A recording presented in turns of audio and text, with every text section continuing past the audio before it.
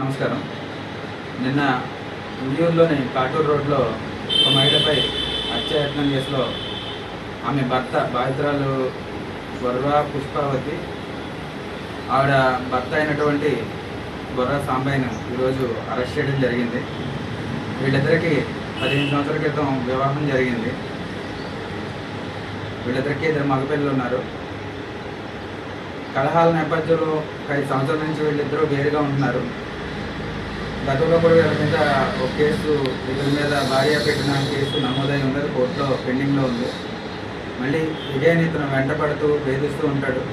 ఆ క్రమంలోనే నిన్న దాడి కాచి ఉదయం 4:30-5 గంటల సమయంలో ఆవిడ మీద దాడి చేయడం జరిగింది.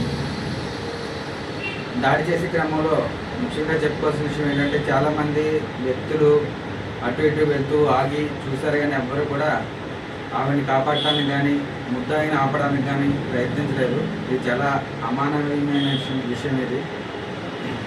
అటువంటి సంఘటన జరిగినప్పుడు వెంటనే పోలీసులకు ఫోన్ చేయడం, గట్టిగా కేకలు వేసి అందరినీ పోగు చేసి ముద్దాయిని అక్కడి నుంచి తరిమేయటం, బాధితులను తప్పించడం లాంటివి చేయాలి.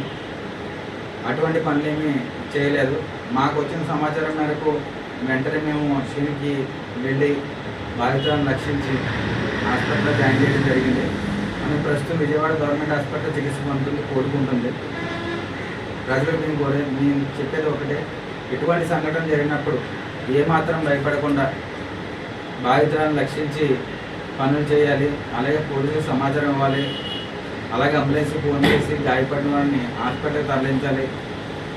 పోలీసులు పిలుస్తారు, కోర్టులో సాక్ష్యం చెప్పాల్సి ఉంటుంది. ఇటువంటి అనవసర భయాలని అనేవి పెట్టుకోకూడదని చెప్పి మేము విజ్ఞప్తి చేస్తున్నాం.